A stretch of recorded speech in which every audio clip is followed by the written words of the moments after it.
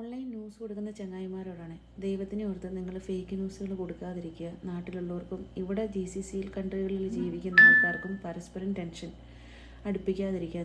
നമ്മൾ ന്യൂസ് അറിയാതെ നമ്മൾ ഓൺലൈൻ ന്യൂസ് ചാനൽ വയ്ക്കുമ്പോൾ അവിടെ കാണുന്നത് കേൾക്കുമ്പോൾ നമുക്ക് പേടി, അതുപോലെ നാട്ടിലുള്ളവർക്ക് പേടി. എന്തിനാണ് നിങ്ങളിങ്ങനെ മറ്റുള്ളവരെ ബുദ്ധിമുട്ടിക്കാൻ വേണ്ടിയിട്ട്, നിങ്ങൾക്ക് റേറ്റ് കൂട്ടാൻ വേണ്ടിയിട്ട് ഇങ്ങനെ ഫേക്ക് ന്യൂസുകൾ വിടുന്നത്? നിങ്ങൾക്ക് പ്രാർത്ഥിക്കാനുള്ളൊരു മനസ്സില്ലെങ്കിലും നിങ്ങൾ മിണ്ടാതിരിക്കുക. കാരണം ഓരോ മനുഷ്യർക്കറിയാം അവർ എന്തുമാത്രം ഭീതിയിലൂടെയാണ് പോകുന്നത്.